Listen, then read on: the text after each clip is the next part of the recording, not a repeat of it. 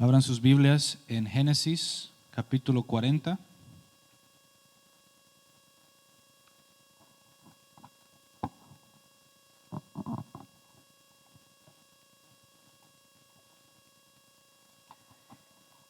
Y aconteció después de estas cosas que el copero del rey de Egipto y el panadero delinquieron contra su señor el rey de Egipto. Y se enojó Faraón contra sus eunucos, contra el jefe de los coperos y contra el jefe de los panaderos. Y los puso en prisión en la casa del capitán de la guardia, en la cárcel donde José estaba preso. Y el capitán de la guardia encargó de ellos a José, y él les servía. Y estuvieron muchos días en la prisión. Y ambos, el copero y el panadero del rey de Egipto, que estaban arrestados en la prisión, tuvieron un sueño, cada uno su propio sueño en una misma noche, cada uno con su propio significado. Vino a ellos José por la mañana y los miró, y he aquí que estaban tristes. Y él preguntó a aquellos eunucos de Faraón que estaban con él en la prisión de la casa de su señor, diciendo: ¿por qué aparecen hoy mal vuestros semblantes? Ellos le dijeron: hemos tenido un sueño y no hay quien lo interprete. Entonces les dijo José: ¿no son de Dios las interpretaciones? Contádmelo ahora.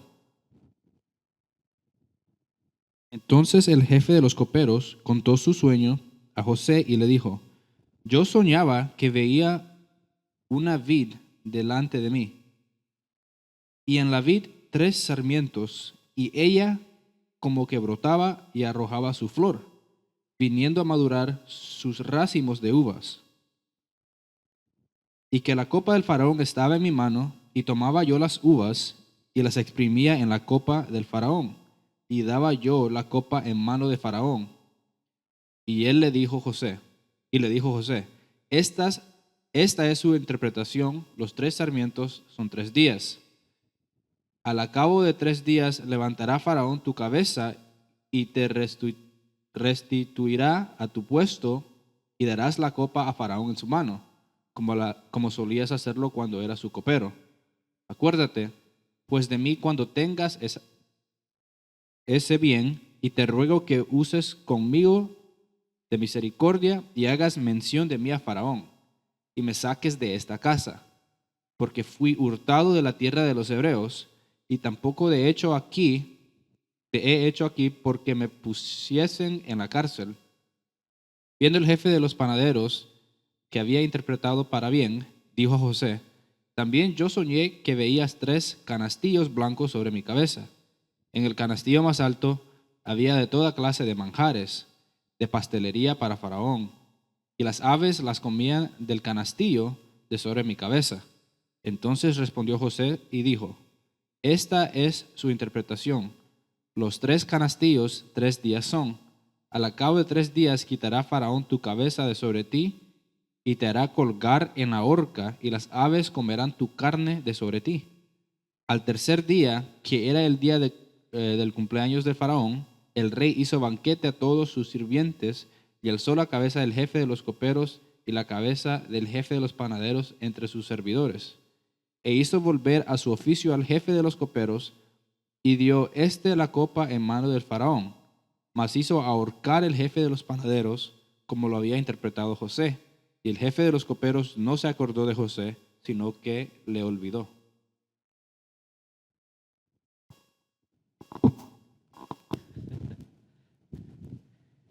Bien, 23 versículos y nos hablan sobre José en la cárcel, ¿verdad? La semana pasada estuvimos viendo a José que llegó a Egipto, y estando en Egipto llegó a casa de Potifar, que era oficial del faraón, el encargado de la cárcel. Entonces se cree que la misma cárcel, ¿por qué Jehová tuvo misericordia de José? Fue porque Potifar sabía que José, todo lo que hacía, prosperaba. Eso lo vimos la semana pasada. Vimos que José llegó a Egipto, llegando a Egipto, pero todo lo que hacía José prosperaba.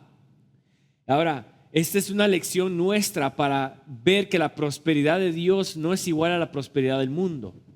José, estando en Egipto, siendo esclavo, siendo prisionero, dice la Biblia que Jehová estaba con él y todo lo que hacía prosperaba. José, estando frustrado, siendo un hombre prosperado.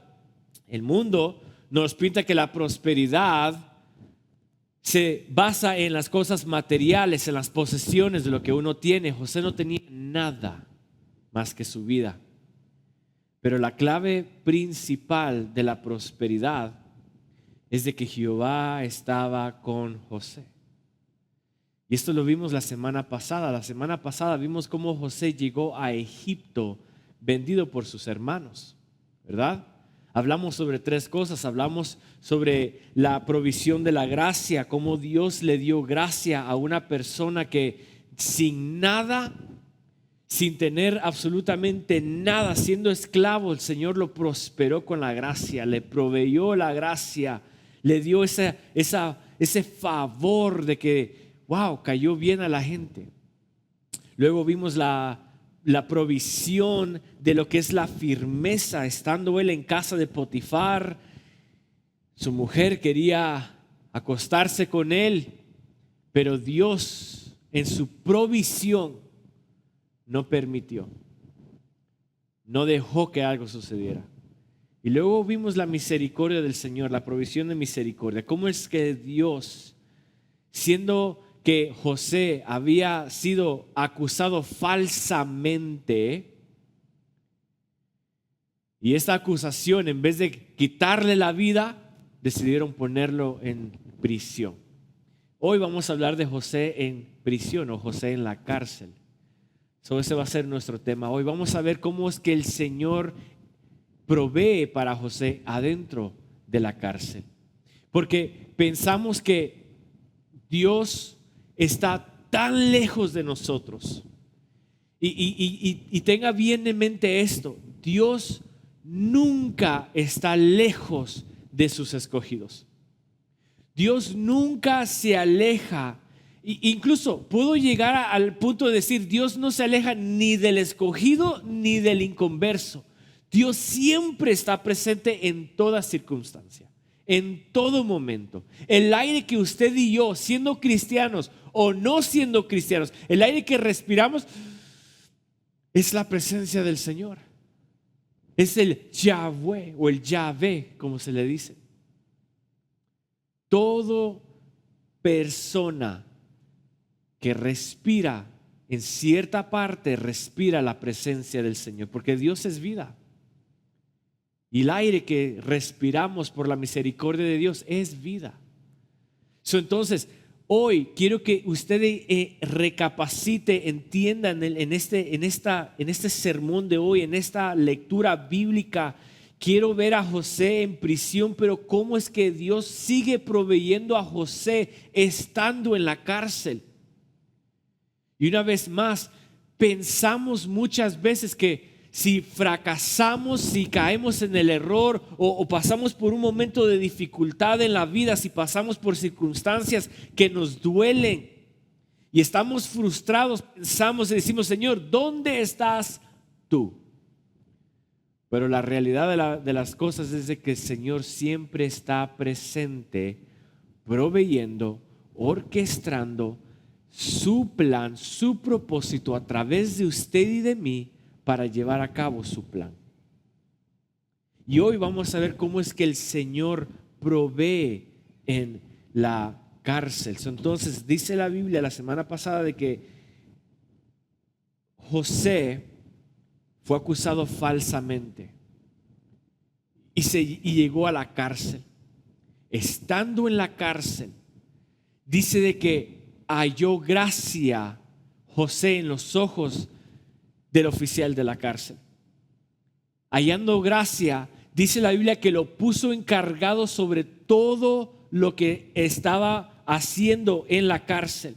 José llegó a la prisión, pero en vez de ser prisionero, fue, podemos decir, un líder en la cárcel y administraba las cosas de la cárcel. Estando en la cárcel, Dice la Biblia que vino a José un día, llegaron dos oficiales o dos personas del faraón. Llegó el jefe de los coperos y llegó el jefe de los panaderos a prisión. Ahora, lo que me enseña la Biblia a mí referente a cómo es que Dios provee o su provisión a José, igual que a nosotros, el primer sentido que yo veo acá es de que el Señor provee o nos da la provisión de relaciones. La provisión de relaciones. O podemos decir la provisión de las amistades. José, estando en cárcel, dice la Biblia, lo acabamos de leer, de que llegó el jefe de los coperos, el jefe de los panaderos, y fue a José que los pusieron encargados de ellos.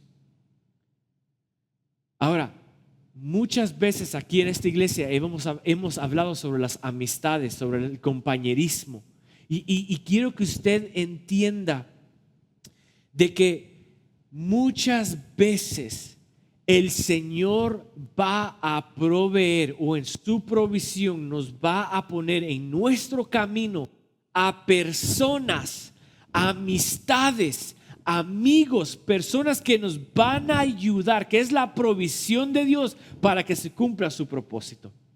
Y esto es exactamente lo que vemos en este pasaje. Mire lo que dice Génesis 40. Vamos a leer del 1. Y se aconteció después de estas cosas que el copero del rey y el panadero del rey delinquieron contra su señor rey de Egipto. Y se enojó Faraón contra sus oficiales, contra el jefe de los coperos y contra el jefe de los panaderos. Y los puso, ojo, en prisión en la casa del capitán de la guardia, en la cárcel donde estaba José preso.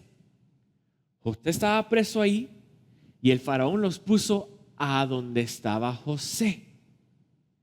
Aquí José, siendo el encargado, tuvo que cruzar palabras con esta gente, con estos dos oficiales o jefes, el copero y el panadero. Me imagino que José tuvo que registrarlos, tuvo que enseñarles sus lugares donde iban a dormir, tenía que asegurarse que ellos comieran bien. Y en todo esto, el favor de Dios sobre la vida de José, me imagino que establecieron una amistad, establecieron conversación. Y el favor de Dios sobre la vida de José, como lo vimos la semana pasada, hizo que tal vez el copero y el panadero dijeran: wow, qué muchacho más humilde, sencillo, muy amable. Wow, me cae muy bien José. Y el capitán de la guardia encargó de ellos a José y les servía. Y estuvieron días en la prisión. Y ambos, el copero y el panadero del rey de Egipto, que estaban arrestados en la prisión, tuvieron un sueño. Cada uno su propio sueño en su misma noche. Cada uno con su propio significado. Ahora, ojo. Vino a ellos José, el versículo 6, por la mañana, y los miró, y he aquí que estaban tristes. Y él preguntó a aquellos oficiales del faraón que estaban con él en prisión de la casa de su señor, diciendo: ¿por qué parecen hoy mal vuestro semblante? Una muy buena pregunta. Aquí lo que está haciendo José es relacionándose con ellos. Va, me imagino que José, a servirles sus comiditas a sus amigos que conoció en prisión, una conversación que siempre han tenido de días, y de repente José dice: wow, ¿por qué su semblante está decaído? Un buen amigo se preocupa por su otro amigo. Seamos sinceros. Si usted no conoce, o sea, si usted nunca ha hablado con una persona, jamás la ha visto en la vida, usted no se atrevería a estarle preguntando preguntas. o estarse importando de sus acciones. Lo miraríamos y como cualquier cosa. Pero ¿qué tal si es un amigo? ¿Qué tal si es una amistad? Tal vez diríamos, hey, ¿qué te pasa? ¿Qué tienes? ¿Estás bien? ¿Estás ofendido? ¿Qué es lo que te está molestando? Entonces, mi pregunta es, ¿cuántas veces Dios no nos ha colocado en situaciones donde emprendemos una nueva relación? Me imagino que cada rato. En el trabajo emprendemos nuevas relaciones, en la escuela, con los nuevos vecinos. Mi tío me estaba platicando anoche de que él está poniendo una nueva fence en su casa porque van a venir unos nuevos vecinos. Me imagino que como no los conoce, ha de establecer privacidad. Pero tal vez al conocerlos, va a decir, wow, me caen bien, establecen amistad, conversación, comparten. Pero ¿cuántas veces Dios nos ha puesto en situaciones donde tenemos que establecer nuevas amistades? Y ojo, este es el punto de la iglesia. Por eso es que Hebreos dice, no dejéis de congregarse como muchos tienen por costumbre, porque es aquí en la iglesia donde se establecen las relaciones y las amistades más mejor. Es adentro de la iglesia.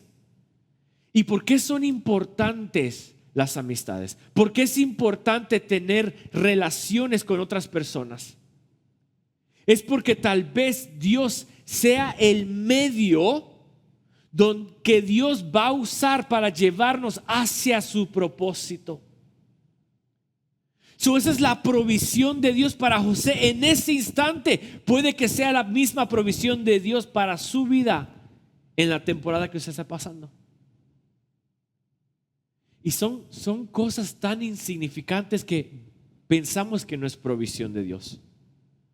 Pensamos que las amistades que nos rodean o las amistades con quien nosotros nos juntamos, pensamos que no son provisión. Pensamos que la nueva amiga, el nuevo amigo, el nuevo compañero que conocí, que establecí amistad y charlamos y todo, pensamos que es como cualquier cosa. Pero realmente en la historia del día de hoy vemos de que es la provisión de Dios.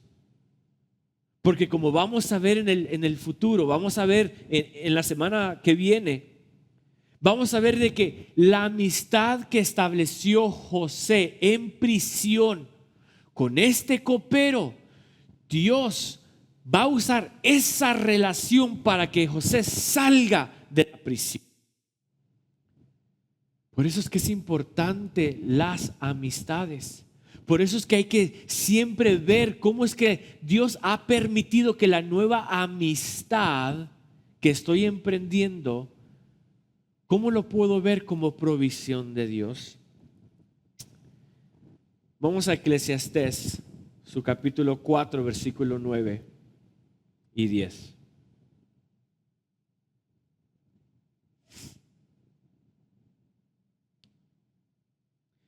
Mejores son dos que uno, porque tienen mejor paga de su trabajo.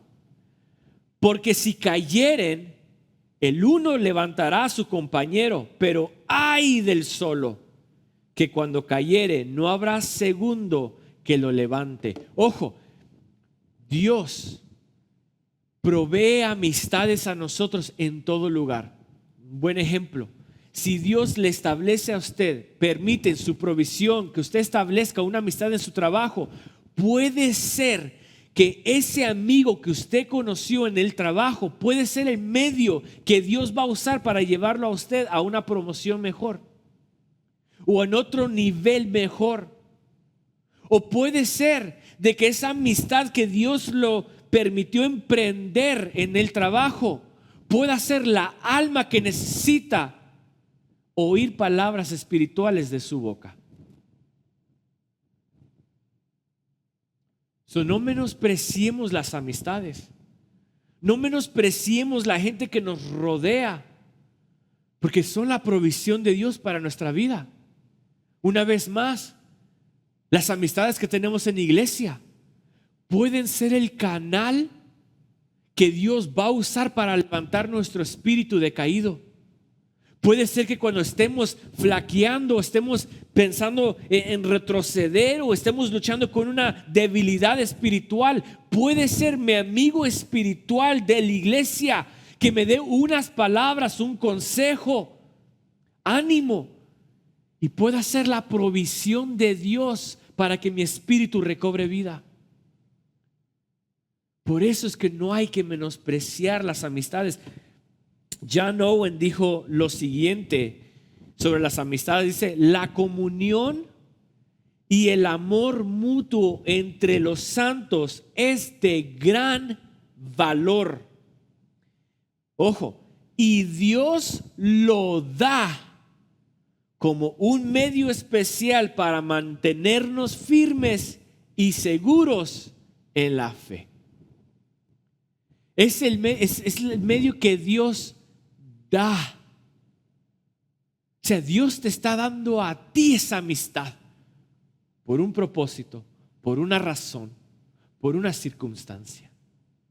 En el plan perfecto de Dios, Dios va a proveer el amigo, la amiga, para direccionarte a ti hacia el propósito eterno que Dios tiene para ustedes.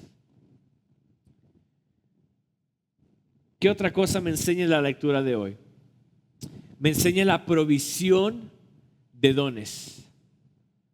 La provisión de dones. Mire el versículo 8 de Génesis 40. Dice: ellos dijeron: hemos tenido un sueño y no hay quien lo interprete. Entonces dijo José: ¿no son de Dios las interpretaciones? O sea, el interpretar sueños, ¿acaso no es un don de Dios? ¿No es algo que Dios provee? Pero ¿saben qué, muchachos? Cuéntenmelo ahora.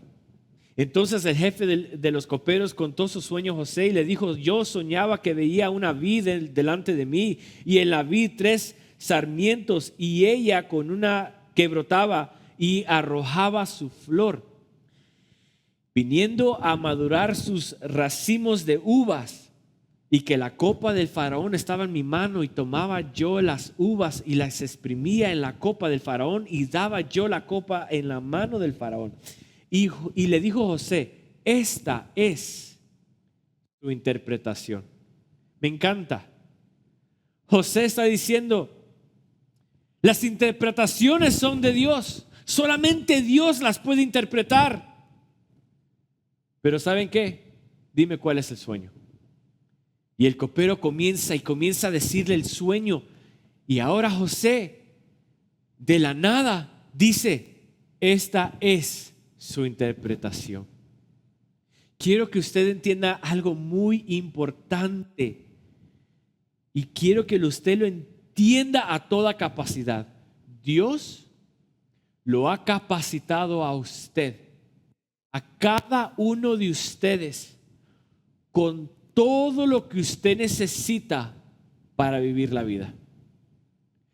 Dios, en su provisión, ha capacitado su vida con dones, con talentos, para que usted pueda vivir la vida adecuada con las herramientas que Dios le ha proveído a usted. La Biblia menciona que cada uno de nosotros tiene un don, que Dios ha repartido dones a sus santos, a sus hijos, a toda persona. Ha repartido talentos. Hay buenos músicos, hay buenos artistas, hay buenos escritores, talento. Pero también Dios nos ha capacitado a cada uno de ustedes con dones espirituales. ¿Y por qué es que Dios ha proveído estos dones espirituales a usted? Es la provisión de Dios, es la herramienta de Dios a su vida, a la vida suya, a la vida mía, para que podamos vivir de una manera adecuada. Son las herramientas necesarias que vamos a necesitar para triunfar en la vida. Son los dones. Usted y yo ya somos capacitados con esto. El momento donde el Espíritu Santo descendió sobre nosotros y nos dio vida a que estábamos muertos en nuestros delitos y pecados, y ahora que vivimos por medio del Espíritu Santo, Dios nos capacitó con herramientas, dones y talentos. Ahora, los dones tienen dos propósitos, y entienda bien una. Una es para darle gloria a Dios. Los talentos, los dones son para darle gloria a Dios. No es para su propia gloria. Entienda muy bien esto.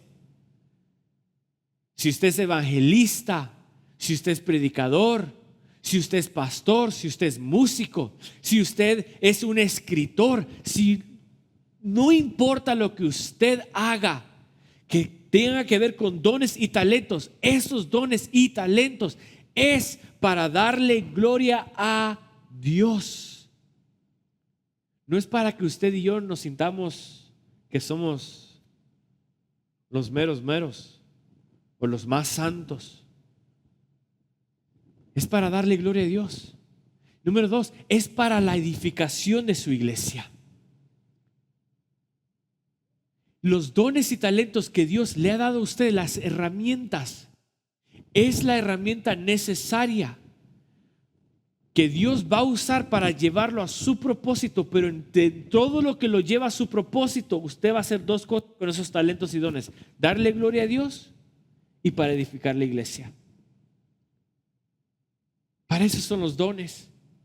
En otras palabras, un apóstol no es mayor que un servidor. Un evangelista no es mayor que un maestro. Absolutamente que no. Los dones y talentos que Dios nos ha dado es para honrar a Dios a través de ellos y edificar a la iglesia. Si Dios nos ha dado el don de servir, de ser servicial, eso vale mucho más, igual delante de los ojos de Dios, que un apóstol. Tiene el mismo rango. No hay mayor ni menor. Todos somos distintos, pero todos son esenciales. Todos somos importantes. Y esto es lo que nos dice la Biblia, Efesios 4. Efesios 4, versículo 10 al 13 dice así: y Él, Jehová, Dios, nuestro Padre, Él mismo constituyó a unos, no a todos, a unos apóstoles, a otros profetas, a otros evangelistas y a otros pastores y maestros, a fin de perfeccionar a los santos para la obra del ministerio, para la edificación del cuerpo de Cristo, hasta que todos lleguemos a la unidad de la fe y del conocimiento del Hijo de Dios, a un varón perfecto, a la medida de la estatura de la plenitud de Cristo. En otras palabras, Dios le dio dones y talentos a toda la iglesia, no todos iguales, pero repartió dones. La lista que dice aquí Pablo en Efesios no es una lista de rango, está listando los dones nada más. Pero cada don se ocupa ¿para qué? Para la edificación de la iglesia, para que ellos lleguen a la estatura perfecta del Hijo de Dios. En otras palabras, en todo lo que la iglesia está siendo edificada, Dios está siendo honrado Porque la imagen de la iglesia cada día se va formando a la imagen de Cristo. ¿Y quién sale honrado? Cristo. ¿Quién sale glorificado? El Padre. Porque ese es el propósito de los dones. Yo te doy un don a ti, vas a edificar a la iglesia, y cuando tú estés edificando la iglesia vas creciendo a la estatura, a la imagen mía, y yo soy honrado.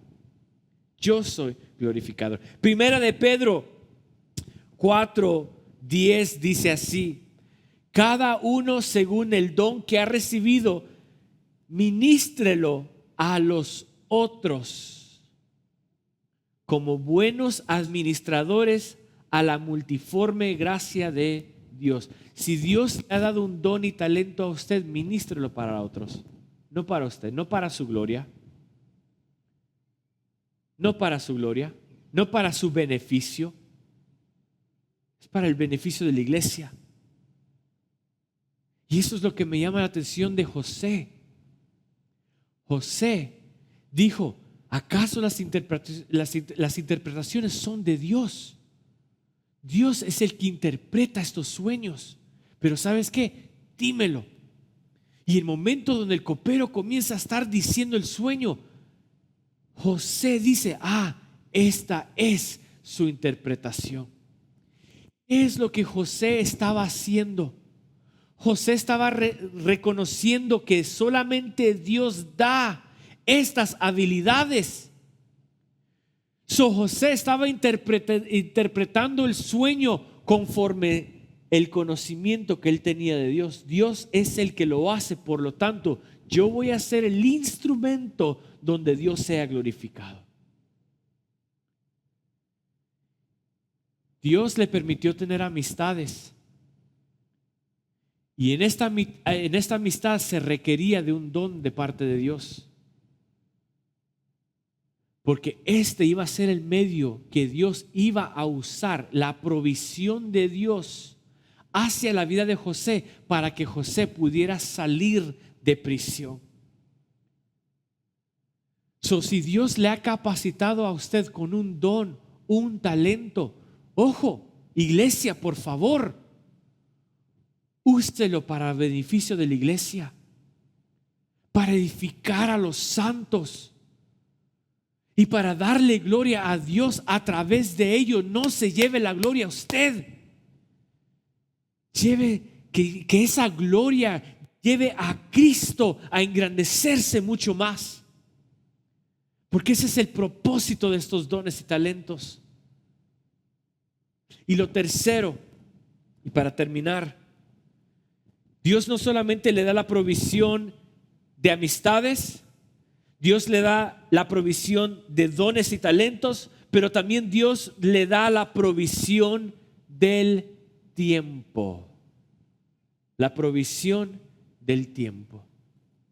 Versículo 14 de Génesis 40 dice: acuérdate pues de mí cuando tengas ese bien, y te ruego que uses conmigo de misericordia y hagas mención de mí al faraón y me saques de esta casa. Ahora me llama mucho la atención aquí que dice: y me saques de esta casa.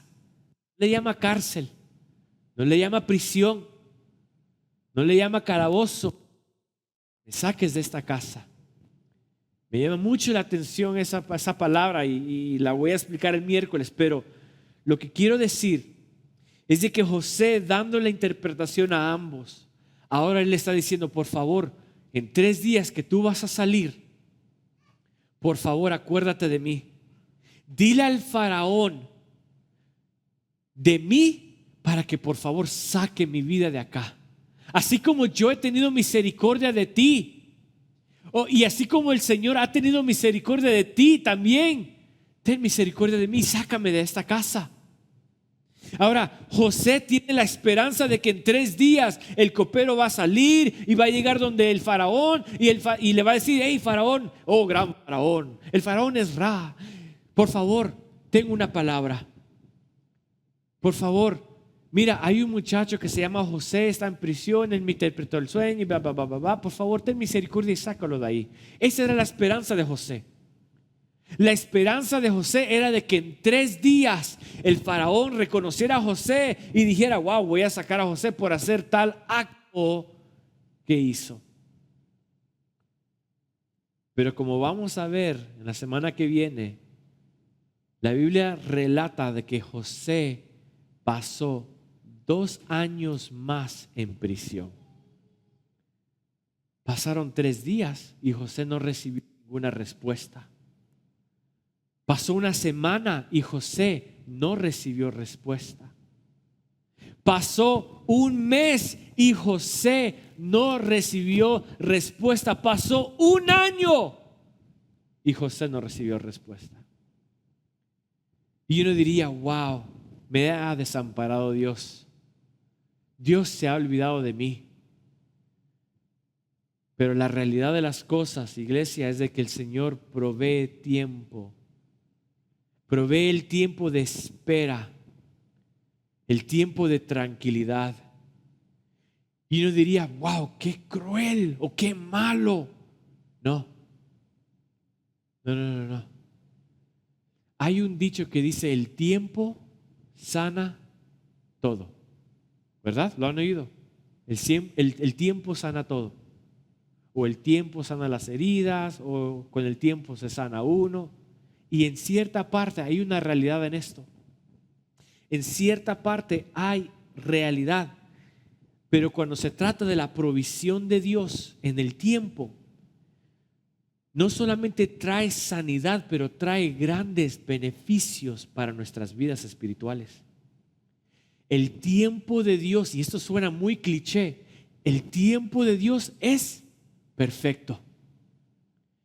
Y aunque suene cliché, tiene una gran verdad, porque cuando Dios nos hace esperar en el tiempo perfecto de Dios, es porque en todo lo que nosotros estamos esperando, el Señor está haciendo algo en nosotros, está orquestando el carácter perfecto en nosotros. Y eso es lo que hace la espera. Y en la Biblia hay infinidades de ejemplos donde Dios siempre llega a su tiempo, pero siempre hay que esperar. Ejemplo, Abraham. Dios le dio la promesa a Abraham y Abraham tuvo que esperar muchos años para ver su promesa realidad. José tuvo que esperar. José tuvo el sueño a los 17 años que todos se iban a inclinar delante de él. A los 17 años tuvo el sueño José. ¿Y a los cuántos años llegó al reino? A los 31. Tuvo que esperar. David fue ungido de 17 años también. Pero el rey David tuvo que esperar una trayectoria para que esa unción o que lo ungieron al principio llegara a ser cumplido. Tuvo que esperar años y años y años. El nacimiento del Mesías, todo lo que es el Antiguo Testamento reclama todo el Viejo Testamento proclama más bien la venida del Mesías, de un Salvador, de un libertador. Desde Génesis, todas las escrituras está compuesta en el relato del Mesías venidero, pero tuvieron que pasar 76 generaciones para que esa profecía se llevara a cabo. Desde Adán, Jehová le dijo a Eva le dijo, de tu simiente va a salir la persona que va a apachurrar la cabeza de la serpiente. Desde Génesis. Y tuvieron que pasar 76 generaciones para ver esto cumplido. Y una historia muy famosa, Lázaro. Se le llegan oídos a Jesús. Hey, el hombre que tú amas A tu mejor amigo está enfermo, por favor, ven y sánalo. Y Jesús dijo, yo iré.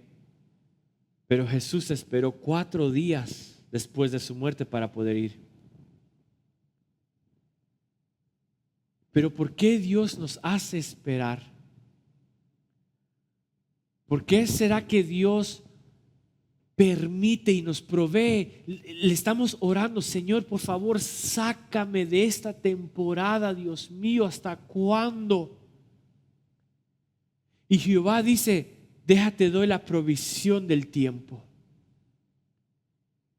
Y uno dice, yo en el nombre de Jesús reclamo que en 1 año estaré libre de esto. Y pasan 2 años. Y pasan 3 años. Y uno ferviente y gozoso diciendo, en el nombre de Jesús, por la fe, declaro y decreto. Y el Señor está diciendo, no, estás en la provisión del tiempo.